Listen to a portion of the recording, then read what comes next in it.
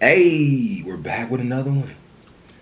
Let's get it. Let's go. Why U.S. gun laws get looser after mass shootings? They get looser. That don't sound right. Let's hit it. It was the last Friday of the school year, and I had been actually subbing for a teacher for 3 days. It just seemed like a nice day. On May 18th, 2018, a gunman entered a high school in Santa Fe, Texas, and opened fire. I looked down and I realized in my pants I had bloody holes in my pants. And I realized I'm shot. The gunman killed 10 people. Man. Flo Rice was shot 6 times. And then finally, Scott managed to find me. For 4 years, Flo and Scott have told their story over and over to push for new laws that could prevent mass shootings. It's made them part of a recurring conversation on guns in the U.S., and a cycle the country has seemed stuck in for decades. A mass shooting, a push for reform, and then no action. The tragic school shooting in Santa Fe, Texas. This time in El Paso. 9 people killed in Dayton. How many years do we have to go through this? Congress is paralyzed. We collectively seem to ask the same question. What does it take to pass some gun reform in this country? It's all about the Second Amendment. The Second Amendment is very controversial. The wording in the Second Amendment is very controversial. It is. Man, it is. It's very controversial, but it's really hard to get around when you actually following the Constitution. Here's the thing. This cycle of inaction on gun laws isn't exactly accurate. Over the past few decades, federal legislation on guns has been rare. Yeah. But in state legislatures, mass shootings have led to new gun laws. Thousands of them. And how those laws have emerged can tell us a lot about the future of guns in the U.S. Oh, so it changes under state laws. I didn't know that. I'm write that down, state laws. And that's true because each state has different laws. Like there are certain counties you can't have certain barrel sizes. So I've noticed that in Ohio. So yeah, it does change per state. Well, per state, and in the state, there's probably counties with different laws too. Yeah, that's interesting. Let's see what they say. Let's learn about it. Okay, Google, let's go. I'm ready. Google. Take your all new Acura ADX with available Google built-in. They're gonna make us watch it. To match your energy. As we live in a digital first world, so much of our collaboration is digital for us, high-speed internet. That's what we're gonna do. Yeah, so that's interesting. I can't wait to figure out what I'm gonna say. In 2020, a study tried to determine the impact of mass shootings on gun policy. They looked at 25 years of high-profile mass shootings. Then they looked at gun legislation passed during that time, over 3,000 laws across all 50 states. Wow. When they took a closer look at those laws, a pattern emerged that at first seemed unsurprising. State legislatures controlled by Democrats were more likely to pass tighter gun laws. Republican-controlled states typically loosened gun laws. But they found a key difference. Mass shootings didn't have any statistically significant effect on the number of laws passed by Democrats, while for Republican legislatures, a mass shooting roughly doubles the number of laws enacted that loosen gun restrictions in the next year. To arm more teachers, for example, or arm more school staff. That's James Barragan, a politics reporter at the Texas Tribune. There is more access to guns afterwards. A state like Texas would go more towards pro-gun policies in the aftermath of a gun shooting. Texas has some of the loosest gun laws in the nation, and that matters for people all over the country. Yep. People probably don't know about the importance of state gun laws and really state laws in general. Our gun laws at the federal level had been frozen in time since basically the 1990s, which allowed the states to have a much bigger role and a much bigger influence in how gun culture played out in their jurisdictions. That's interesting. So in Democratic states, they're tighter gun laws. In Republican states, they're looser gun laws. That makes sense. But does that have an effect on how it happens? That's the question I want to see if they answer. Let's look at Texas. Okay. In 1991, a gunman killed 23 people at a Luby's restaurant in Killeen, Texas. A woman there named Susanna Hupp lost both her parents in the shooting. she believed she could have stopped the massacre and turned her experience into a crusade for loosening gun laws. I'm mad at my legislators for legislating me out of the right to protect myself and my family. Right. It worked. In 1994, Texas elected a new governor, George W. Bush, who made it legal to carry a concealed gun his first year in office and set off a trend in the state that's continued for decades. For example, in 2012, after the Sandy Hook Elementary School shooting drew attention to gun laws across the country, Texas responded a few months later by creating a program allowing some school employees to carry guns in school. In 2017, a gunman killed 26 people at First Baptist Church in Sutherland Springs. Wow. Within 2 years, Texas made it legal to carry weapons in places of worship.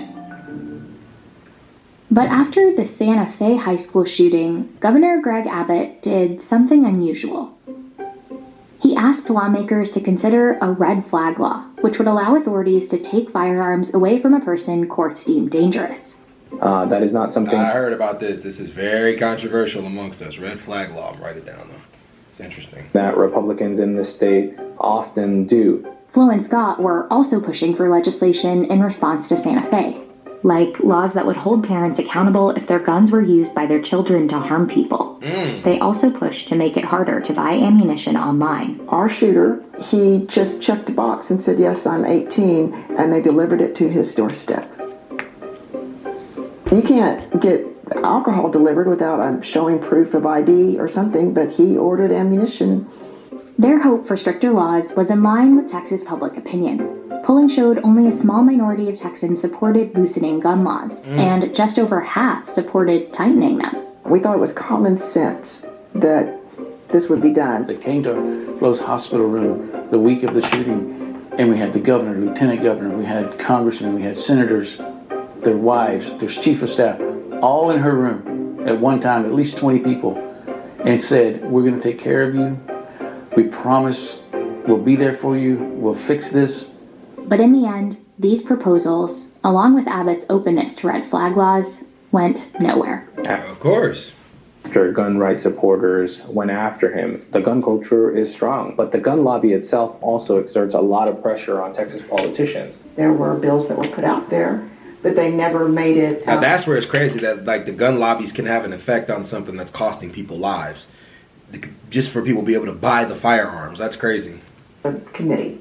Later in 2019, 2 shootings in West Texas just weeks apart prompted Lieutenant Governor Dan Patrick to suggest another tighter gun policy, closing background check loopholes. That is a very strong comment from a lieutenant governor. It's sounding like they loosened the gun laws and more gun crime happened. It doesn't sound like gun crime slowed down within cities that loosen. I don't know. You guys tell me in the comment section. Send me a book or something that tells me if gun laws loosening makes